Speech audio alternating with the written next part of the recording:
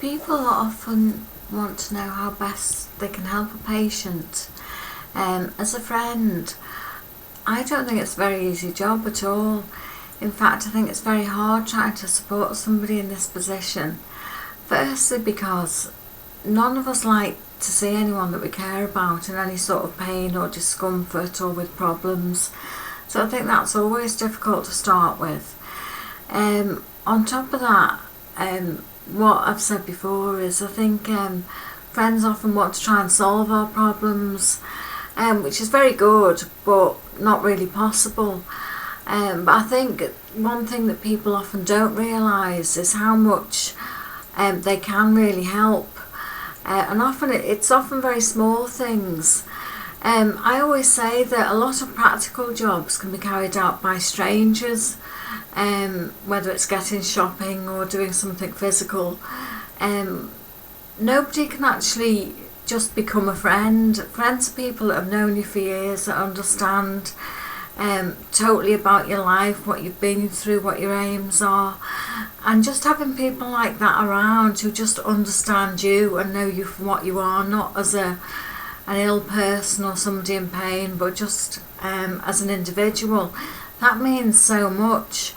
And I think just to have people around, whether they feel they're doing anything or not, I often feel just the moral support of friends being around does help a great deal, and I don't think people realise this. Yes, you can't come in and totally cure people or save the situation, but you can help a lot. And I think it's not always about when things are actually happening. It's not about when you go into hospital or when you're having an operation. It's the time before that, when you're waiting to go in, when you end up pacing the floor, worrying what's going to happen next. Come round, have a cup of tea, get a takeaway, watch a film, the things that you would normally do with friends. I always say you don't change that drastically as a person. You still want to hear what's going on with other people, you're still interested in other people's lives. Don't feel you can't talk about things, because otherwise the patient feels more and more isolated and more cut off from the world. Another thing, that I'm the sort of person that I like to try and help my friends with their problems, as a lot of people do. It's, give and take. And I think that if I'm in a position where I'm not well, that my friends have a thing that they can't mither me with their problems, or what's going on in their lives is nothing compared to what's going on in mine. And that's just so wrong. It's just not true at all. The one thing that helps me a lot is if I feel I can still be of help to other people. And I think we're all a bit like that. Otherwise you start to feel useless and as though you're just a burden, you're the problem. And it sounds awful to say it's nice to know other people have problems. Obviously it's not, but it's nice to know they feel like you can still be some support to them. It's 50-50 with friends. They help you, you help them. You don't suddenly want to stop being of value to people, because again this affects your self-esteem, your self-confidence. And if I can feel I can still help and support my friends or have a chat to them about what's going on in their lives, then it first of all takes me out of myself and my own situation, but it makes me feel I'm still of some use. I can still have some input into things. So I think that's something to be aware of. And often it's the little things that maybe professionals or strangers don't understand about you, little things that will help you. And it's little personal touches that make all the difference. And I think we're all guilty of it in various ways, about not actually saying what we want. And I was in a situation once where I needed something bringing into hospital.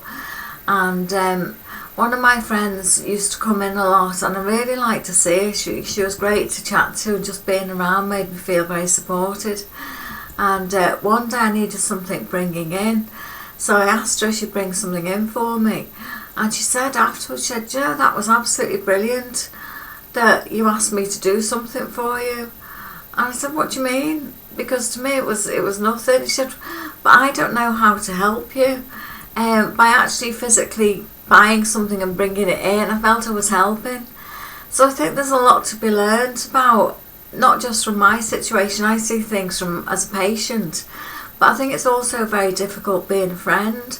And when I've had other friends that are ill, I've come across the same situations that I put my friends in, and it's not easy. You want to know what's happening with them, you want to know how you can help.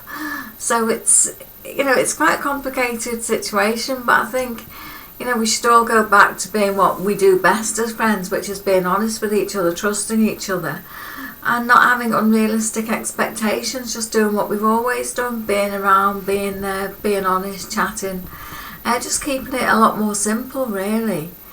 The other thing that I think it's important to be aware of is how much staff and professionals do help patients, and I think often it's not really acknowledged. I mean, I know when I've been in hospital, I may not know people's names or staff names, but I always remember staff that would take the time to do things, whether it's little things or whatever. And I always thought that was really kind, because sometimes I think, it's very hard to ask for help. And as I've said in other areas, patients aren't necessarily just lazy. It's horrible having to ask for little things, something to be passed, a jug of water to be brought for you. It's not easy, and so people do appreciate it when people do what might seem quite basic. And another thing is, occasionally you do get patients that do seem quite rude, and I know that staff don't like that, and neither do patients. Nobody wants to hear people being spoken to in the wrong manner. I've heard patients demand things of staff, no please or thank you, and that's totally wrong. And as much as staff, I'm sure, don't like it, other patients don't, because it's not doing us any favours.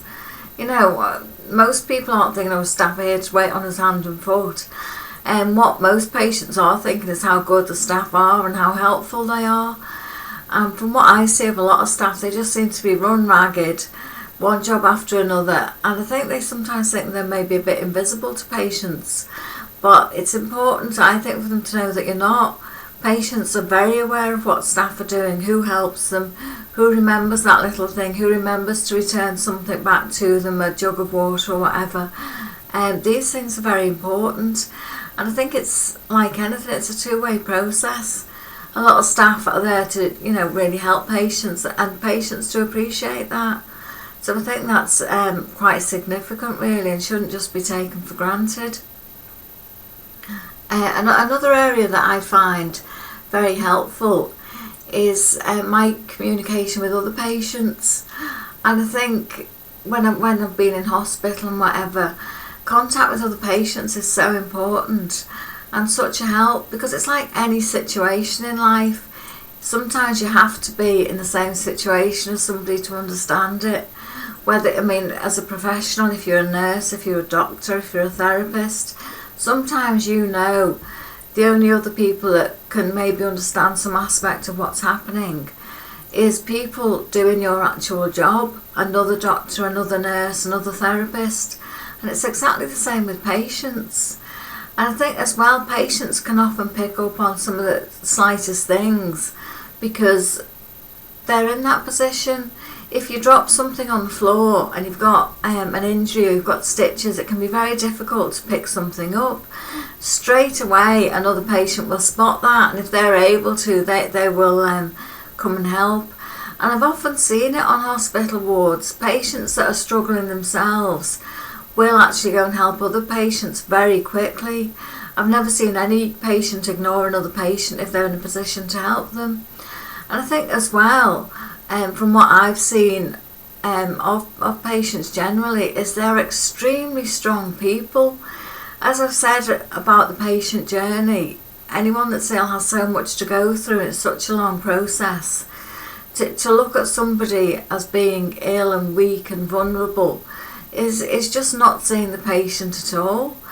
Often, these are people with their own lives, their own families, their own careers, they're highly educated, they've got responsibilities, they've achieved a lot in their life, they'll go on to achieve more. And despite that, they're going through an illness as well. So to look at patients as just being weak and vulnerable in need of helping is a tiny part of the picture. The bigger picture is everybody really is the same. It's just that patients are not well at the time, but they're exactly like professionals. I've often said I used to be a student. I went to college, I studied, I've had professional jobs, I've had relationships, I've done exactly what any other professional might be doing. Patients aren't different. You know, they've been students, they've been studying, they've gone for promotions. There's no difference. It's not a them and us with professionals and patients or service users. And this is something I try and get across. Maybe if I'm talking to students, I might say, well, I'm here as a patient or a service user, but I've been where you are. I used to be younger, and I used to go to lectures, I used to study for qualifications, I used to apply for jobs. Went through all what they're going through now. So patients aren't aliens, they're not people from a different planet. We're exactly the same as professionals, it's just our lives have changed in a certain way and we're having to cope with an illness. And I think it's very important, because I just think patients are so undervalued sometimes and underestimated in what they can actually offer. I mean, just going through a severe illness and coping with that can show tremendous strength, both physically and mentally. And I think that should never be ignored, really. It should be acknowledged a lot more than it is. I think one way that I see it's not really acknowledged is often when it comes to looking at patient groups, people will often try to get together in hospitals or in various locations to set up a patient group, a group that actually represents patients and that is run by patients. And I've tried to do it myself, and I have to say I'm shocked by the lack of understanding and comprehension of what this is. To me, it's really straightforward. Patients have a right to represent themselves and represent other patients just on that basis alone. And yet I've seen it in so many places, and I've experienced it. Try and set up a patient group, and the first thing people want on it are professionals, volunteers, any carers, doctors, nurses, senior staff, anybody but patients. And I find it unbelievable, and I find it totally unacceptable as well. I wouldn't ever assume I could go and be part of a doctor's group or represent nurses. I wouldn't have that. I don't know, I just would never consider doing that, because I'm not a nurse, I'm not a therapist, I'm not a doctor. And yet a lot of professionals feel they can speak for patients, they can represent patients. A patient group has to have professionals on it. And from what I've seen, a patient might come in as a token gesture on some groups, but generally they're pushed out by professionals. And it goes on everywhere. I've experienced it. I tried to set up a patient group, and I said I want, sort of 98% patients. Obviously we'd liaise with professional staff. I'm not saying we would work aside from professional staff, but the patient group is patients. Anyway, this never happened because it was inundated with professional staff, carers, all sorts of people took over the group. No patient group in my opinion, and this goes on all the time, and I think it is totally wrong, and it's a real shame, because there's people that can actually do a very good job, and yet they're undermined, overruled all the time by professionals. And I think if people are serious about wanting patient input and representation, then they need to at least give them the courtesy of allowing that, because I do find it very wrong.